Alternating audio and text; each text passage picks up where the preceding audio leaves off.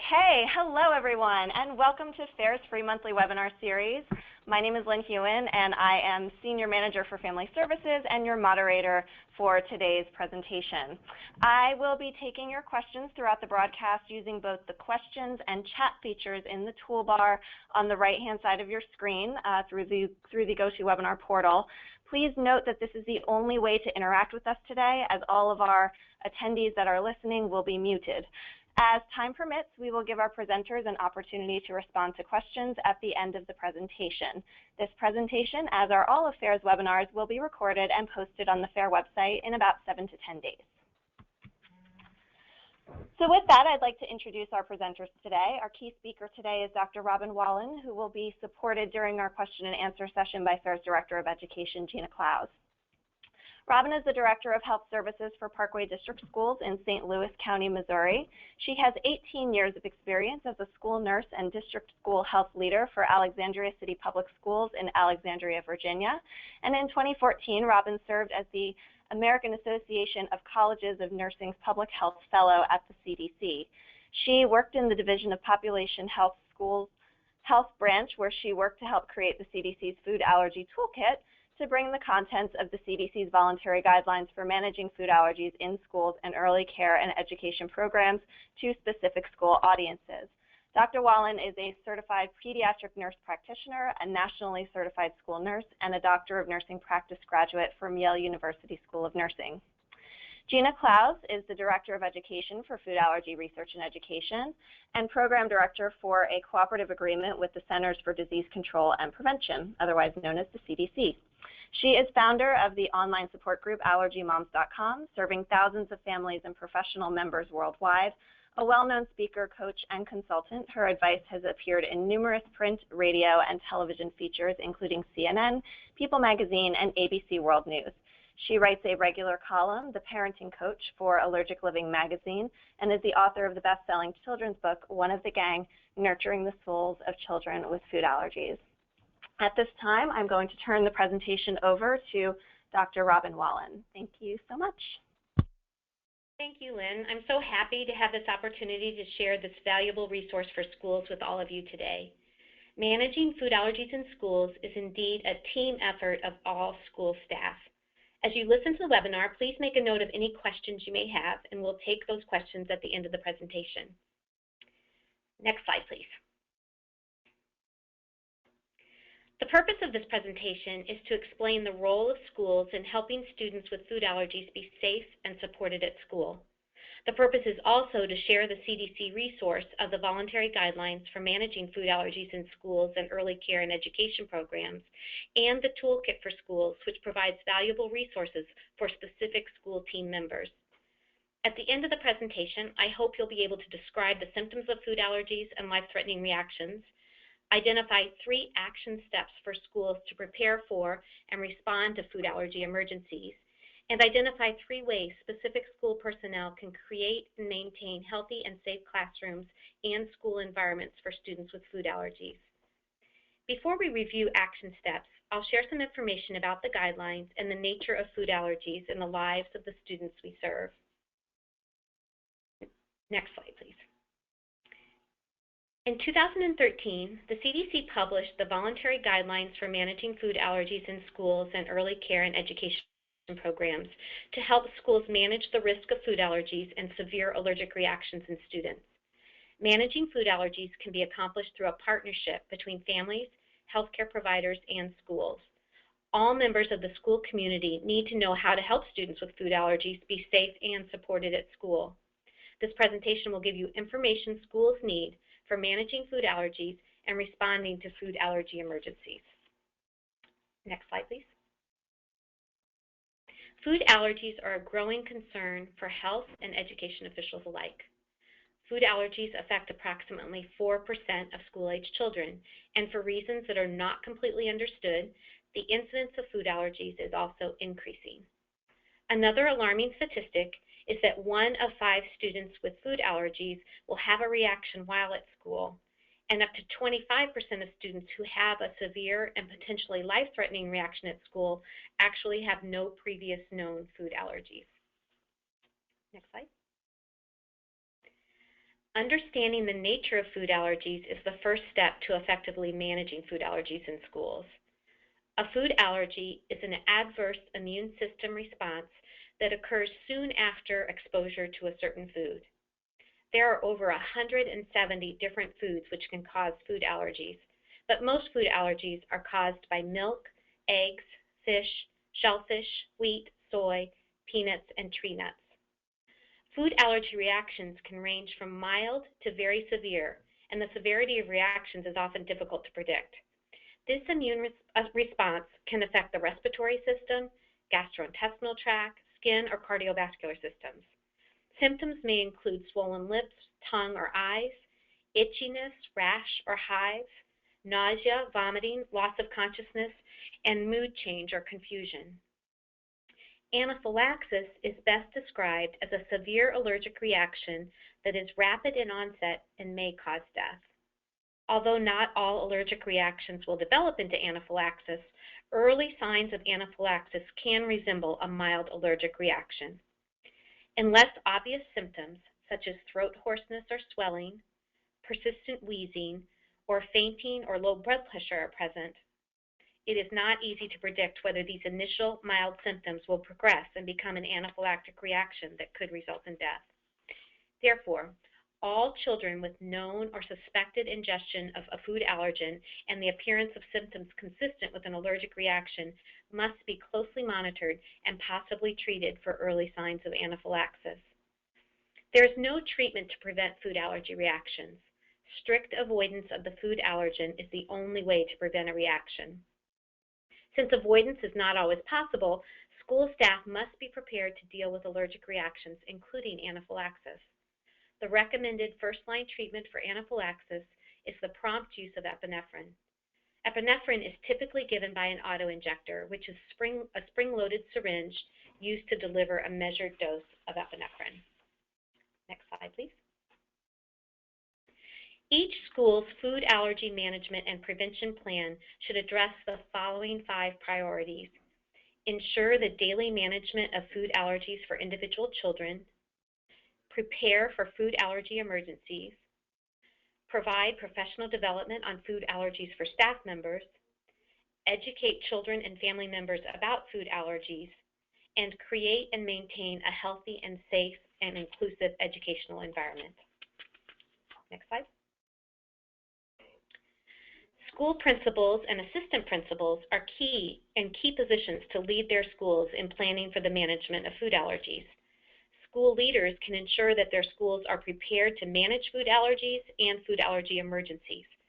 Some of the key action steps for school administrators include coordinating the implementation of the school district's food allergy policies and planning and implementation of a school's food allergy plan, also sometimes referred to as the Food Allergy Management and Prevention Plan, or FAMPP.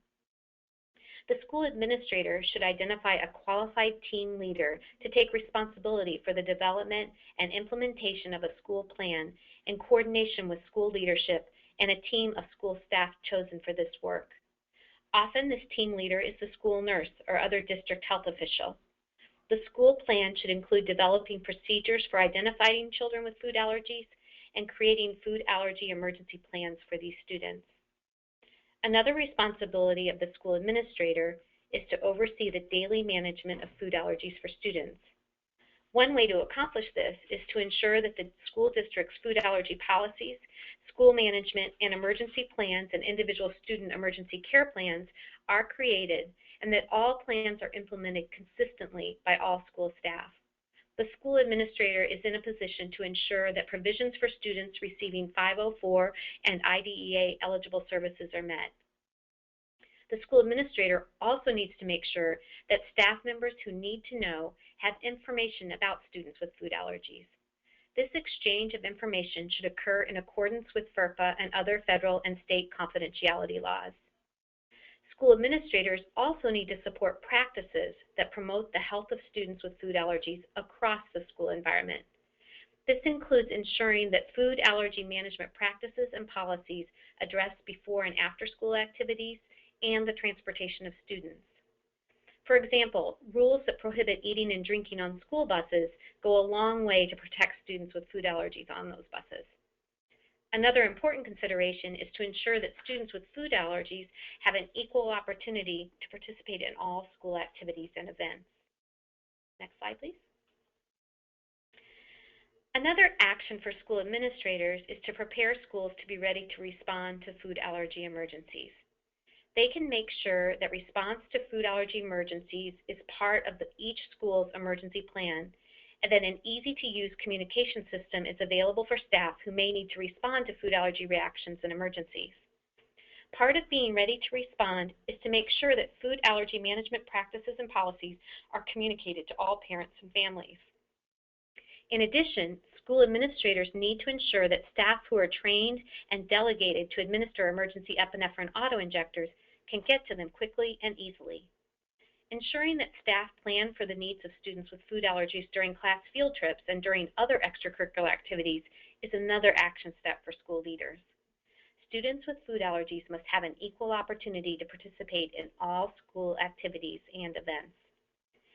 Just as with other potential school emergencies like fires and storms, one of the most important activities that school administrators can conduct are periodic emergency response drills to practice how to handle a food allergy emergency. Next slide. While the school administrator's support and leadership is critical, managing food allergies in schools is a team effort. Let's take a moment to look at key actions that all school staff, including teachers, paraeducators, school support teams, food service staff, and transportation staff, can all do to support students with food allergies. First, all staff need to be trained to recognize and respond to food allergies. All school staff should participate in school-based food allergy training and review resources to help them recognize the signs and symptoms of food allergies and how to respond in an emergency. Since there's no treatment to prevent food allergy reactions, strict avoidance of the food allergen is the only way to prevent a reaction. Since avoidance is not always possible and accidental exposures happen, school staff must be prepared to deal with allergic reactions, including anaphylaxis. If an allergic reaction is suspected, the student's food allergy emergency plan should be activated, and the school nurse or administrator should be called immediately. A student with a suspected allergic reaction should never be sent to the school nurse alone. Allergic reactions can progress rapidly, and therefore a student with a suspected allergic reaction should also never be left alone.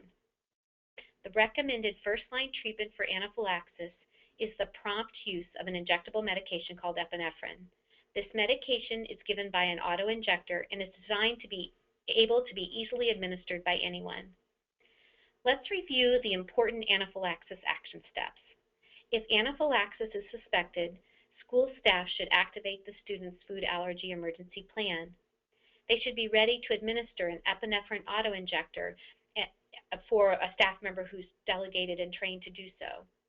They should call 911 or the emergency medical system immediately. All students with anaphylaxis must be monitored closely and evaluated as soon as possible in an emergency care setting. While epinephrine can quickly improve a person's symptoms, the effects are not long-lasting and symptoms can recur, resulting in the need for an additional dose or doses of epinephrine. It's very important to remember that even when epinephrine is used, 911 or other emergency medical services must be called so the student can be transported quickly in the emergency vehicle to the nearest hospital emergency department for further medical treatment and observation. Planning for the management of food allergies is another key action step for schools. The school nurse or school administrator should be able to provide information on current policies and practices for managing students with food allergies, including how to manage medications and respond to food allergy reactions. It's also very important to know the school's food allergy emergency plan and to be able to help carry out this plan in the classroom and throughout the school day. Students with life-threatening food allergies may have Section 504 or IEP plans, which provide for classroom and school accommodations. School teachers and support teams can help develop and carry out these important plans for students.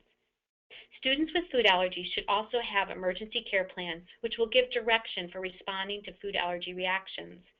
Staff should become become familiar with the food allergy emergency plans for all of the students that they serve. Next slide, please. Teachers and paraeducators are key to managing food allergies in the classroom and school. First of all, educators need to know which students in their classes have food allergies. Student emergency care plans should be kept in an easy-to-reach and secure location. For students who travel to more than one teacher, this may mean keeping a copy of the emergency plan in each classroom where the student spends time. Also, teachers should share information and responsibilities with other school staff, including substitute teachers and staff who work regularly in the classroom. At the same time, it's very important to respect the privacy of each student and only share information on a need-to-know basis. It is always wise to gain parental consent prior to sharing confidential information. Prevention is the primary goal of managing food allergies in school, and there are several important steps that teachers and other educators can take to help prevent food allergy emergencies. Making classroom modifications to ensure that all students can participate fully in class is one such strategy. This can include to clean surfaces, get rid of non-food materials that contain food allergens, for example, clay or paste, and prevent cross-contact with allergens when meals or snacks are served in the classroom. Cross-contact occurs when someone comes in contact with a surface or object that is contaminated with an allergen. Avoiding the use of allergens in activities that you plan, including arts and crafts, counting, science projects, parties, holidays and celebrations, and cooking, can go a long way to creating a safe classroom environment for students with food allergies. Ideas for non-food items for celebrations, rewards, or incentives can include special privileges, extra recess, and small non-food prizes. A resource with ideas for celebrating without food can be found at the end of this presentation and in the CDC's toolkit. If you cannot avoid using a food or known allergen in the classroom, always inform parents and the school nurse or administrator prior to using these items in activities. Next slide. Creating and maintaining a healthy, safe, and inclusive classroom also means following and enforcing the school district's rules and practices for dealing with food allergies. Teachers should take the responsibility for communicating these rules to students and parents. Teachers can also partner with other school professionals, including school nurses and mental health professionals, to provide the support necessary for students with food allergies and to work with individual students to help them learn to manage their food allergies. Managing food allergies in the classroom and school is a team effort. Another key action is to work with parents, school administrators, and other school staff to prevent bullying and discrimination against students with food allergies. Teachers can be a great role model by respecting the needs of all students and encouraging supportive and positive interactions between students. All incidents of bullying should be reported to parents and the school administrator. Ensuring safe and inclusive eating environments for students can also be accomplished by providing supervision in the cafeteria when meals or snacks are served in the classroom, on field trips, and during extracurricular activities. It's important to always enforce hand washing before and after eating. Clean surfaces to prevent cross-contact of allergens, and do not allow students to trade or share food. Preparing ahead of time for field trips is very important to ensure that field trip activities are safe for students with food allergies and that there's a plan in place to handle food allergy emergencies during the field trip. Next slide, please. The actions and planning of school nutrition professionals are also important to ensure healthy and safe schools for students with food allergies. School nutrition staff should be able to recognize students with food allergies in the cafeteria. They should use point-of-service alerts to identify students with food allergies if possible. They also need to work with the school nurse or administrator to identify students with food allergies in a way that does not compromise students' privacy or confidentiality rights. Another key action is to understand how to read food labels to identify allergens in foods and beverages served in school meals and snacks. Ingredients can change frequently. They should be prepared to share information with parents and school nurses about ingredients and recipes and in all foods served by the school nutrition program. Preventing cross-contact of potential food allergens during food preparation and service on utensils, equipment, and surfaces is additionally very important. Food service personnel should wash hands during food preparation. One of the best ways to prevent accidental food allergy exposures in the cafeteria is to develop and follow procedures for handling food allergens in the cafeteria, even if a student is not participating in the school meal program. These actions can support this goal. Develop and follow procedures for cleaning food preparation areas, cafeteria tables, and chairs. Support hand washing by students before and after eating, and discourage trading or sharing of food. On the advice of healthcare providers and parents, some schools may establish special cafeteria seating for students with life-threatening food allergies. Sometimes these tables are referred to as peanut-free or allergy-safe tables. If these arrangements are made, every effort should be made to allow other students to also sit at the allergen-free tables, as long as they do not have the allergen on their trays or packaged lunches. Next slide. School mental health professionals are also important food allergy team members. Students with life-threatening food allergies may have Section 504 or IEP plans which provide for classroom and school accommodations. School mental health professionals can help develop and carry out these important plans for students. They are also able to address immediate and long-term mental health problems such as anxiety, depression, social isolation, and stress, and can help connect families with community health providers and resources. In addition to helping with the daily management of students with food allergies, school mental health professionals are also in a position to help support a healthy and safe school environment by providing training and education for staff and parents on the mental and emotional health issues faced by students with food allergies. They also can help encourage a climate of kindness and work with parents, classroom teachers, and other school staff to prevent bullying and discrimination against students with food allergies. All bullying should be reported to the school administrator. Next slide. For all school districts, the goal of transporting students is to get them to their homes and schools safely. There are several important actions that bus drivers and attendants can do to help prevent food allergy emergencies on school buses. First, transportation staff should enforce district food policies for all students riding a school bus. Rules that prohibit eating and drinking on school buses help to protect students from food allergy reactions while riding the bus. Exceptions may need to be made for individual students who need to eat due to a medical condition such as diabetes. Also, food or candy should not be given to students riding the bus. Many allergens are hidden in candy and could pose a danger to students with food allergies. Bus drivers should consider rewarding students with praise or small non-food items. A kind word of praise will linger with a child much longer than a piece of candy. Finally, school districts should develop cleaning procedures for bus surfaces such as seats and handrails. This will help decrease the possibility of cross-contact with allergens. Another important consideration for bus drivers is to support a healthy and safe transportation. Several actions are critical. These include to ensure that two-way communication systems between schools and school buses are working properly, to encourage students to treat each other with kindness and respect, and to report all cases of bullying to parents and the school administrator. There's no treatment to prevent food allergy reactions. Like I've said before, strict avoidance to the food allergen is the only way to prevent a reaction. Since avoidance is not always possible, school transportation staff, like all school staff, must be prepared to deal with allergic reactions, including anaphylaxis. If a severe food allergy reaction or anaphylaxis is suspected on a bus, staff should take immediate action. They should call 911 or the emergency medical system and ask for emergency transportation of any student showing signs of anaphylaxis.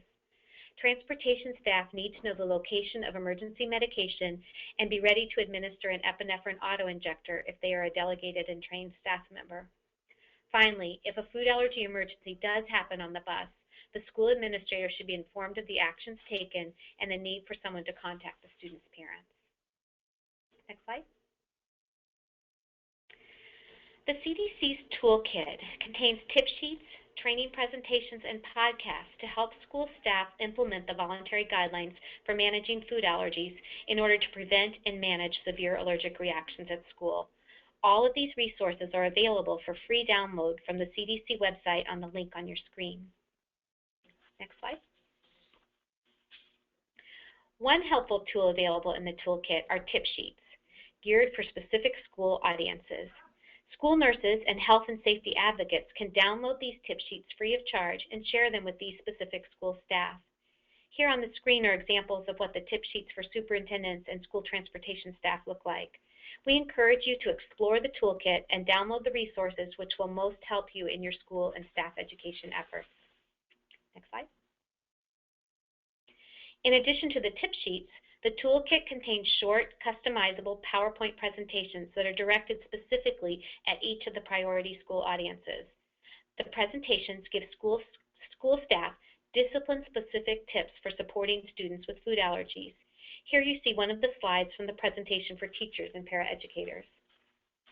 Next slide. Let's take a moment to listen to one of the podcasts that are also available. This podcast highlights the role of school mental health professionals in the management of food allergies in schools. It also identifies the CDC food allergy resources for schools.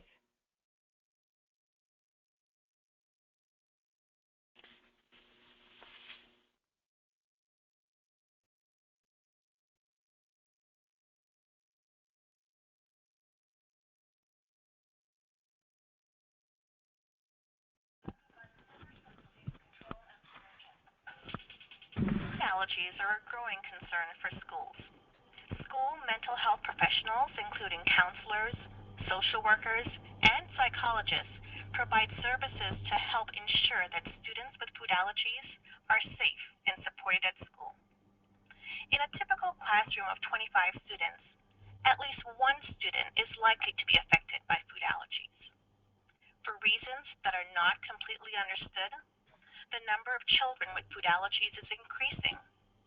Food allergies can have a significant effect on the psychosocial health of students and their families. And students with food allergies may experience more anxiety and fear than their peers. More than 1 out of 3 people with food allergies report being the victims of bullying, teasing, or harassment because of their food allergy. Key actions that school mental health professionals can do to support students with food allergies include participating in the school's planning for managing food allergies, including the development of 504 or IEP accommodations, getting trained to help manage food allergies at school, supporting the emotional and mental health needs of students who have food allergies, and assisting students, parents, and school staff to address bullying. The school community can work together to help students with food allergies be safe and supported at school. To learn more and to access the CDC Food Allergy Guidelines and Toolkit, go to cdc.gov/healthyyouth/food allergies. For the most accurate health information, visit www.cdc.gov or call 1-800-CDC-INFO. Great, and there are podcasts geared at each of the priority audiences targeted in the toolkit. Next slide, please. This slide gives you several resources where you can find more information about managing food allergies, and these resources are also referenced within the toolkit documents. Next slide. Managing food allergies can be accomplished through a partnership between families, healthcare providers, and schools. Educators need to know how to help students with food allergies be safe and supported at school. This presentation presented an overview of the CDC Voluntary Guidelines for Managing Food Allergies in Schools and Early Care and Education Programs, as well as the toolkit developed to help support specific school audiences in managing food allergies. Thank you for being a part of this critical team effort to support students with food allergies so they can be healthy and safe at school. We would love to address any questions that you may have at this time. All right. Thank you so much, Robin. So at this time, we're going to open questions up to the audience. And I've been collecting some throughout the course of the webinar as well to start with. So thank you to everybody that has submitted already. First, just a little point of housekeeping is that the toolkit and a number of actually really helpful back-to-school resources are accessible through FAIR's website. We actually just launched our back-to-school headquarters, which is chock full of really helpful information for a lot of the pieces covered here today, but the CDC guidelines as well as the toolkit are both available. If you just go to foodallergy.org, there is an ability to access the back to school headquarters right through our main webpage right there. One of the questions that came through is, what should I do? This is from a school nurse who is asking what she should do if a parent has not provided a food allergy action plan for their child. I think that's a really good question. This is Robin. It's very important that we have those food allergy action plans for all students with life-threatening food allergies. So a lot of the work in obtaining those plans is developing relationships with the parents of students with food allergies. So making the extra effort to make those phone calls and schedule meetings to discuss the importance of having those plans can go a long way to actually obtaining them. Great.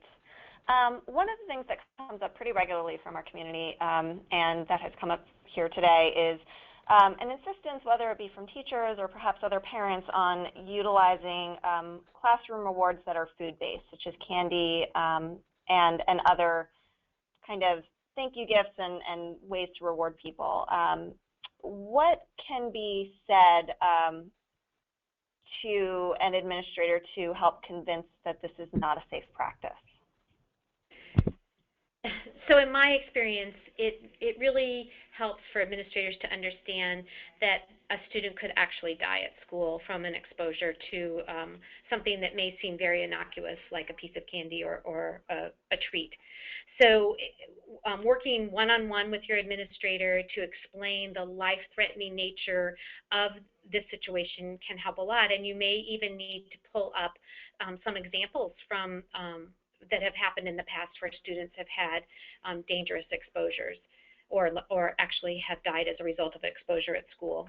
So I think raising their awareness is key, and then also providing them with alternatives. So one of the resources in the toolkit is a link to other ideas for rewarding students that don't use food as reward. So I think providing the alternative, emphasizing the severity of the situation, and giving them the resources that they need. In the toolkit are tip sheets specifically for administrators that address some of these issues also. Great. Another question that came through is from a parent who has said that their son's kindergarten teacher asked the parent to provide a safe snack box and says this is what parents always do. Is this something that parents are obligated to provide? I can take that one. This is Gina. So this is likely very innocent because we're kind of in the midst of a paradigm shift. But in the past, parents really took on most of the responsibility for their kids, and this is certainly appropriate in a private setting, at your relatives' homes and friends. But in school, you heard Robin reference a 504 plan, which means that a child with a severe food allergy, this can be considered a disability. And when this is the case, activities and events that are free for other kids need to be free for students with food allergies as well.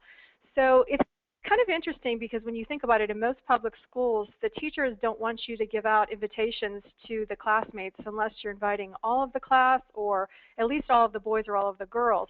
But yet they'll allow these celebrations where they're giving out cupcakes. The cupcakes are the celebration, and everyone gets one except the allergic child. We really do celebrate with food. So no, that can't really be required. If it's something that the parent really prefers, that's a different situation, but a teacher shouldn't technically be asking for that.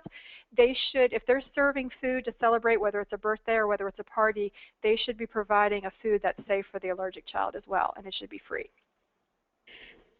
This is Robin, and so from my perspective, from the school perspective also, that just goes to support the idea that using food for celebrations is not a good idea because you're then putting the responsibility for making the assessment about whether a food is safe or not in the hands of somebody who may not be able to make that complete assessment. So finding ways to celebrate without food is always safer.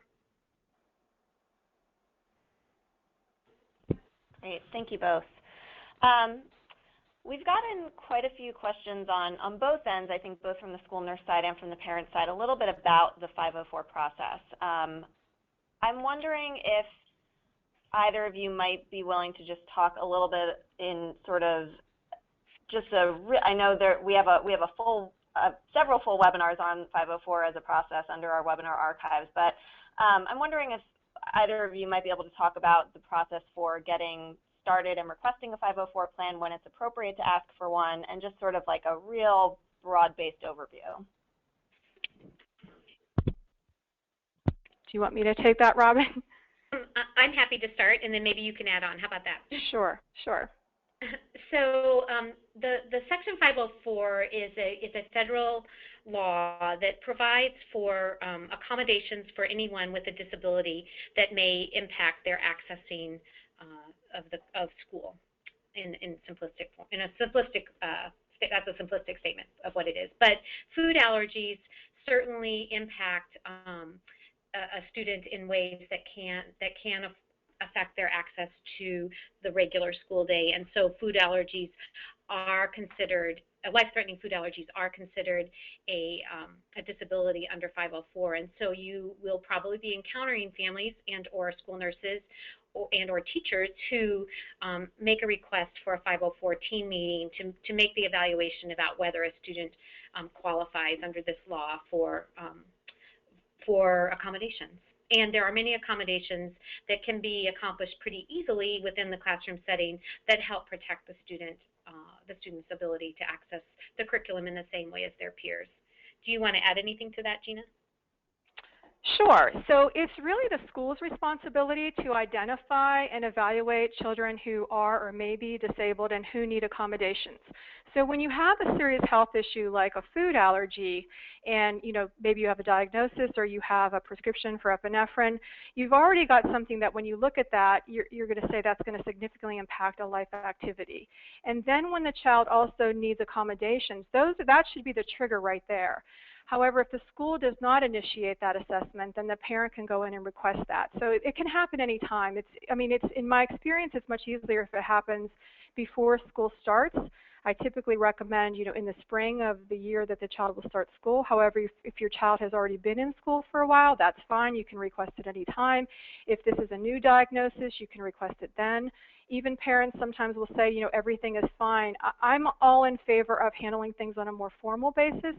If your plan is working well, if you have some kind of other informal agreement and it's working well, there should be no problem with documenting that on. There's no real, a school may have a template, but there's no official Office of Civil Rights template for 504. So I just think it's always better to err on the side of handling things on a more formal basis. It kind of raises the profile of your child's situation in school administrators' minds, and I think it just documents things. And you may have an understanding. I've been working with parents for over 10 years, and there are many situations we hear about where the parent thought they had some kind of an understanding with the teacher, and the teacher's understanding was slightly different. If you have it documented in a 504 plan, you minimize the chance for that kind of a misunderstanding. I think it also just raises the awareness of school staff of the disability and the importance of their actions in the school day for that student. Agree. Great. Thank you both for your very thorough explanations on that. One of the questions that came through is, and there's a few questions that sort of came through regarding helping schools create a food allergy policy.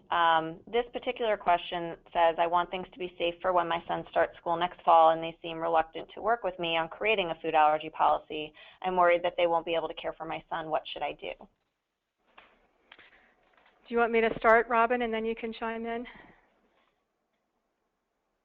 Okay, this is Gina. Here's what I would recommend. In my experience, when I work with parents, I tell them it's like you come to the table with a bag of chips. And when you're negotiating, and these are negotiations, you're using up some chips through these negotiations. I think your best course in creating a plan for your child is to advocate for your own child first. You have the law on your side. If the food allergy does constitute a disability, you are entitled to be evaluated for a 504 plan if you need accommodations. And so if you learn about your rights, and that's Section 5 of the guidelines, and you can also Google OCR, which is the Office for Civil Rights. They oversee Section 504. You can Google OCR 504 and FAQ for frequently asked questions, and you can have, there's a lot of good guidance there as well. So if you really learn your rights and then you come to the table and you create a plan for your own child, you want to have two goals when you're doing that. One is to come out with a plan to protect your child and to make sure that your child is included. And secondly, all along you want to keep in mind getting along with the school administrators. This is something I learned from Pete Wright, who authored the book From Emotions to Advocacy. It's Pete Wright, W-R-I-G-H-T, and Pam, his wife. I really recommend that book because it tells you a lot about how to deal with schools, and it's very, very important. So if you keep those two goals in mind, getting the plan and getting along with school administrators, and you still have some goodwill, after that takes place, at that point you've shown yourself to school administrators to be someone who's easy to work with, someone who works well with them, someone who will negotiate, and at that point you could approach them for the school policy. It's important to know that schools don't have to have a policy. Of course, we recommend that. We want them to. The CDC guidelines recommend a school policy, but that's something they don't have to do. However, they do have to follow federal laws to protect children with disabilities, and that includes severe food allergies when it's found that the health condition does constitute a disability. This is Robin. So we created a food allergy policy in the district I was in about 10 years ago, and one of the most valuable pieces of that process was parental involvement. So we had a team that worked on that policy collaboratively, including parents of students with food allergies, and were able to develop a very robust district-wide guidance document so that all schools were on the same page with the management of food allergies. So many school districts have school health advisory boards or school health councils that provide an opportunity for parents and community members to have input into policies related to health in schools. So I would really encourage parents who have an interest in that to seek out those structures as a way for their voice also to have input into changing policy. Great, thank you both. One of the questions, a few people actually inquired about specific recommendations for cleaning and sanitizing products, one of which more specifically asks about hand sanitizer being used for removing allergen proteins as opposed to soap and water or wipes. Could either of you speak to that? This is Robin. Yes, soap and water is what's needed to remove allergens from hands, not hand sanitizer. And same for surfaces, soap and water is needed on surfaces to actually physically remove. The idea is that you're physically removing the protein, not taking the germs off the protein. Right, and a lot of doctors will say that even hand wipes is a good second choice, but antibacterial, we're not dealing with germs, we're dealing with food protein, so the antibacterial gels is not what you need to be using. Right. Great. One question that came through actually asked to just re-see the resources, so we're going to go back one slide for anybody that is wanting to see some of the, for more information, resources that were provided as well. So hopefully that helps address that, as well as anybody else that felt like they went away too quickly. Obviously the slides will be posted when we place our recording up on the website, but just so that you have those in front of you, wanted to share those too. One of the questions that came through was related to how to handle PTA, PTO sort of extracurricular activities when it comes to food allergies. In this particular question, the principal has sort of distanced himself, saying that these events are organized by the PTO and he can't have someone there who can administer epinephrine if needed. Is there a way to get accommodations so that my son can attend some of these school-wide events? Absolutely. So we work with a lot of schools on this, and so the school cannot, public schools or schools that receive federal funding, they cannot discriminate against individuals who have a disability, but they can also not provide significant support to an entity that discriminates. So if the child with a severe food allergy that constitutes a disability needs some kind of accommodation to attend the event, then the PTO or PTA has to provide that, or the school cannot provide support to them. So, I mean, we've had that situation happen before. I worked with a school who had a beach blast activity, and the PTO wanted to distance themselves, and said, or the school said, no, that's not us, and vice versa. And what they were doing is they sent a flyer out and they said, you know, they're going to have popcorn and ice cream and this and that, and then they said kids with food allergies can bring a brown bag. No, no, no, no, that's not appropriate. If you're providing free food for the other students, you need to provide free food for the children with food allergies. And we worked with the school and we actually looked at all of the kids' allergies and special dietary needs, and the list was very, very extensive, but we did end up coming up with 3 things, and every student could have at least 2.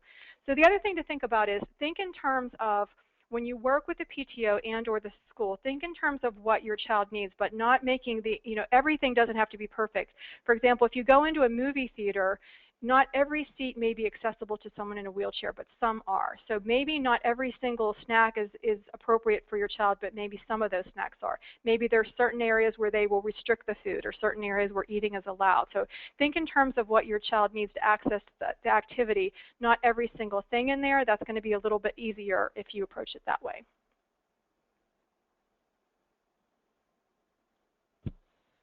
Robin, do you have anything to add? Or? No, that sounds great, Gina. Okay. A few questions have come through regarding sort of the differentiation between an individualized healthcare plan versus a 504 plan. In some cases, I think some questions are coming from nurses and some questions are coming from parents in terms of appropriate use of 504 versus an individual healthcare plan, handling reluctance to a request for a 504 plan and saying, you know, our school specifically does individual healthcare plans and sort of, you know, trying to push for that. So because there sort of is an array of questions kind of under that umbrella, I'm wondering if either of you or both of you would be able to kind of discuss that. I would say quickly that I think the most important, this is a huge area of misunderstanding. And schools really, there have been many cases now, schools do have an affirmative obligation to seek out and identify children who are or may be disabled by their medical condition and who need accommodations. One of the more famous cases, if you Google Memphis Public Schools 504, and then OCR, which OCR stands for Office for Civil Rights. They oversee, the Department of Ed Office for Civil Rights oversees 504. You can read about an important case where the Office for Civil Rights, and this one's just one of the ones that's public, they intervened in Memphis Public Schools because they were not properly evaluating students for Section 504 plans who had food allergies and asthma and diabetes. So there's a lot of misinformation out there that there are variety plans that will suffice. A healthcare plan is not the same thing as a Section 504 plan. The only exception would be, and this is all, I hesitate to even mention this, is if you're following all of the guidelines and you're providing the appropriate identification, evaluation, and placement, and providing the procedural safeguards for the parents. But in that case, the healthcare plan is actually a 504, which is not what I've ever seen actually happen. So there is a real difference. The school does have an obligation, and especially when the parent is referring themselves and saying, you know, we still get, it's not nearly as common as it was even 4 or 5 years ago, but we still are contacted by parents who say I requested a 504 plan and the school says we don't do that. Right away we recommend to them put things in writing, because if you didn't put it in writing it didn't happen. And you can kind of, without pummeling them, you can kind of gently educate the school, because a lot of times the school, it's innocent, they just are not aware now that this needs to be handled on a more formal basis. Yes, and so a 504 is going to really specifically address classroom accommodations, and your healthcare plan is going to be addressing those issues that pertain to supporting the student medically. And many times there's a little bit of overlap, but they really do serve different functions.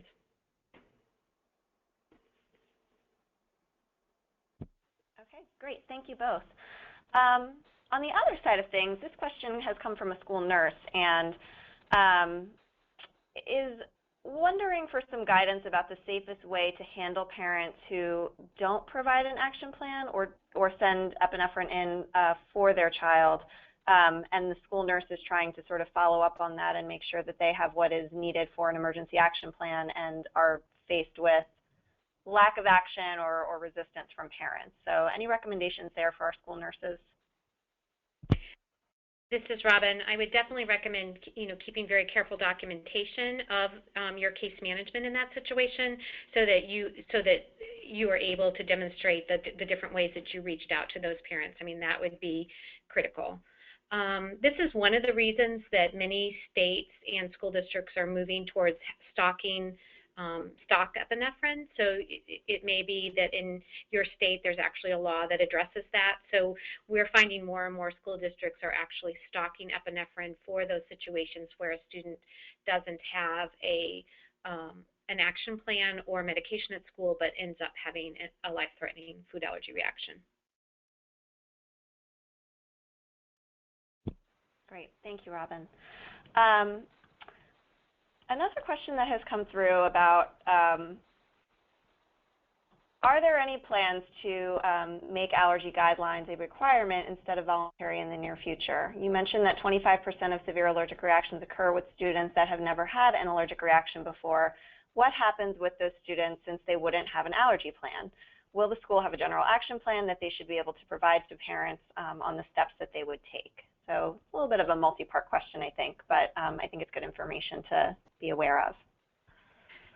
This is Robin. So that goes back to what I was just mentioning before, where more and more states are actually moving towards requiring schools to actually have emergency epinephrine and a protocol for administering emergency epinephrine. And some school districts are taking that on themselves even without a state mandate. So I think, as time moves on, we'll see more and more schools that are actually being proactive in that regard, particularly as we see more and more students with life-threatening food allergies.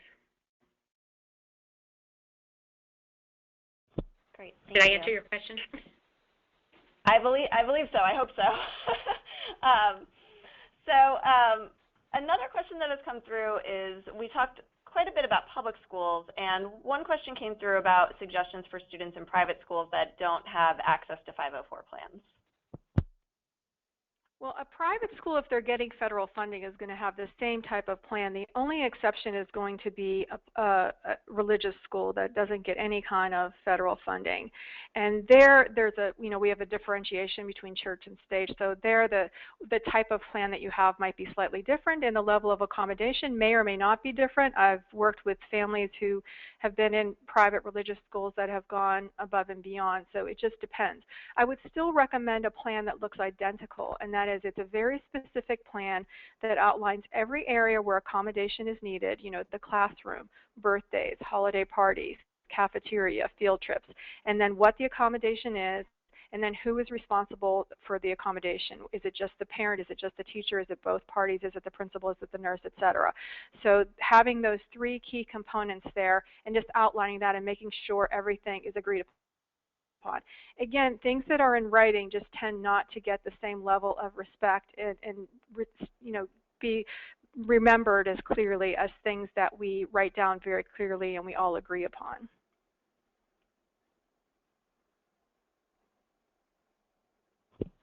Okay, great, thank you.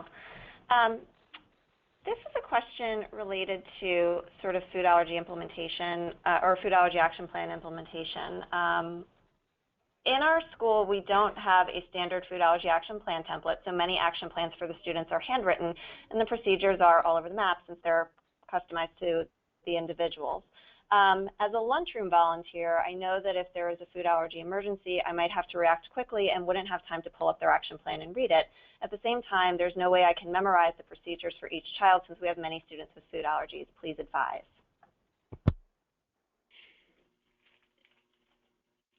This is Robin. So I think this is where educating staff is so important. So those people that are going to be supervising children in the cafeteria need to be made aware of those students who do have life-threatening food allergies and what the plans are for them. Although, and also if there is a general plan for responding to anaphylaxis for students who aren't identified or who don't have medication, that they are aware of that plan also, and that they understand how to access emergency care, be it the school nurse and or emergency epinephrine. So I think education is key, and some of the resources in the toolkit could go a long way to helping schools educate those specific school staff who have those responsibilities. And I would just add that, a great suggestion for this school would be to find a plan, whether it's FAIR's emergency care plan or some other, and have that be the plan and send that to the parents. Parents can easily, with a self-addressed stamped envelope, send that to their pediatrician or their allergist and have he or she fill that out and mail it back to try to create a uniform plan. So at least if they're managing a number of different plans, they all kind of look the same, so they can look at what medications for what symptoms and when. I mean, there's some general guidelines, of course, but it sounds very confusing, especially if they're using different plans, and handwritten plans sound really difficult, at least with my handwriting. This is where having a food allergy policy or protocol in the district would be so helpful, because you could develop those resources, those tools, those plans that could be used by all students. So it would be a great project to look at from the school health perspective. Okay, I think we're coming up on being able to ask one or two more questions, and I know that there are several that have come through that we haven't yet gotten to and unfortunately won't have time for today, but if you do have questions that you would like us to pass along to our presenters, please feel free to email them to education@foodallergy.org, and we'll be happy to work with our panelists today to help them get answered for you. This next question is related to sort of the key components of safety and inclusion. Says, our school is good about having an action plan, but there is no inclusive environment. Our teacher says she's uncomfortable with asking parents who traditionally bring cupcakes and donuts to choose alternatives. We discussed non-food treats, but she doesn't feel that that's as exciting. We have a 504 to address hand washing and safe seating, but the school doesn't want to include language that allows for my child to be included in celebrations. How do you advise I handle this? Gina, you want to start? Sure. I mean, I think this is an important part of the discussion initially, so how these things are handled. You know, we often hear sometimes, especially when kids are really young, you know, oh, they don't mind having a different thing, but typically, you know, either immediately or definitely by second or third grade, the urge to merge is so prevalent, and they're, you know, they don't want to have a different, they want to be included in these activities. I mean, cupcake, cupcake, cupcake, cupcake, and, you know, the allergic child is out. It's very difficult, and we know that children with allergies have more anxiety, they often have depression, you know, the isolation and the exclusion and the fear takes a toll. So the whole purpose of like these cupcakes being brought in is to celebrate. How can it be a celebration when a certain number of kids are left out? It's just not appropriate. So I think to maybe shed some light on, you know, there are definitely articles out there. I have a children's book I wrote all about that. There are things out there, maybe some resources to share with those teachers. And part of this is that, you know, we've kind of over the past years, we've set this up by providing these safe snack boxes, understandably, but some teachers never really looked at this, like how can it be okay for this child to be left out? You know, I always use the example that in my house, if we have 4 popsicles and 5 kids playing, we don't have popsicles because I wouldn't dream of leaving one child out. So I think sometimes using examples like that and really explaining, you know, what this might feel like. Another great thing to do is, you know, after a situation like this happens, you know, when the child tells you about it, if he would be willing to talk with the teacher, that can be very, very powerful to hear what it's like. I felt sad, I felt embarrassed, you know, whatever, if, you know, with the parent's support, of course. And if that can't happen, even just writing down without exaggerating, like really, truly, what did he say when he came home? I've talked with parents, you know, little kids as young as 3 years old that, you know, they didn't want the brown cupcake or they didn't want the pretzels, they wanted the cupcake like everybody else. So really explaining a little bit about the emotional toll. And if push comes to shove, school, you know, if you bring in your own snack or your own lunch, that's different. But when something is served in the classroom, the school is responsible for this. So the school really is responsible for providing a suitable snack to all kids. And at the end of the day, if the team, you know, this should be a team decision. If the parent and whoever else is on the 504 team, if they decide that it will be either treats that are safe for the allergic student or it'll be a non-edible treats or some other way, then that's what the decision will be. The parent's not happy right now. Maybe the teacher won't be thrilled with that, or maybe parents can get really creative and come up with some fun non-food ways to celebrate. And this is Robin. I would just add, you know, developing a relationship with the school administrator who can, over time, can advocate for change in the culture and climate of the school. So just including the school administrator in these discussions. Perfect. We are at 2 o'clock, but there have been a few questions that sort of asked about general food bans, banning specific foods. Typically nuts is often brought up in terms of banning from an entire school lunch program or an entire school. because there had been a few questions about it before we wrap up, I was just hoping that both of you or one of you might be able to just kind of talk a little bit about best practices and recommendations when it comes to handling requests for banning, nuts from or any allergen from a specific school program overall. I will say, this is Gina, I am all for restricting allergenic, whatever the children's allergens are from the classroom, especially when there is a separate cafeteria. I think the classroom is for learning, the cafeteria is for eating, and we don't need those foods in the classroom, especially, with kids that are very sensitive or young children who are very tactile and oral. And even when you try to train them, I know my son ate very allergic and ate gum off a shopping cart, and I tried to teach him don't eat anything without asking for the ingredients, and he asked his 2-year-old cousin, does this have peanuts in it? And then he ate it. So it's hard to teach these young children. I just don't think the identified allergens need to be in the classroom. I think the cafeteria is different, and perhaps because I have a child who has so many allergies, I don't think we can always use an all-out ban as a food allergy management strategy, because my son, he can have milk right now but is allergic to wheat, egg, peanut, tree nut, fish, shellfish, sesame, and cannot eat a lot of fruits and vegetables. It just wouldn't be possible if that was the only strategy. However, for him, eating in a classroom, a limited period with appropriate supervision and precautions in place, I've always felt comfortable for that. I just don't think that in certain places we can do an all-out ban for certain foods. And if you were to do it for nuts or peanuts, how do you do it with some of these other foods? So that has always been where I've come from. This is Robin. I totally agree with that, Gina. Okay. I'll put my soapbox away then. Thank you both. No, I think that was a very thorough and helpful response in kind of understanding the concerns with that. That does bring us past 2 o'clock today. So just as a point of reference, the slide of references for today's presentation is included. Again, will be available on FAIR's website when the slides and the presentation are included.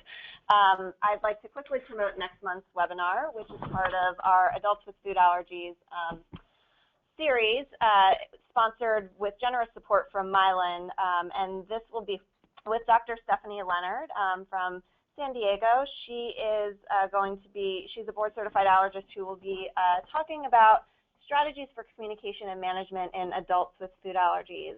This webinar will be on Wednesday, September 23rd, from 1 to 2 p.m., our regular scheduled time for webinars. Member registration will be opening on Monday, August 17th, and we'll be opening general registration on Monday, August 24th. It's a great opportunity to learn how to communicate about your food allergies with friends, family, peers, colleagues, and working with your medical team on a management plan. That will conclude today's webinar. Again, if there are further questions that you have for our panelists today, feel free to email them to us at education@foodallergies.org. And we look forward to seeing you next month. Thank you again to Gina and to Dr. Wallin for being here with us today and sharing all of your wonderful expertise. And have a great day, everybody. Thank you, everyone. Thank you.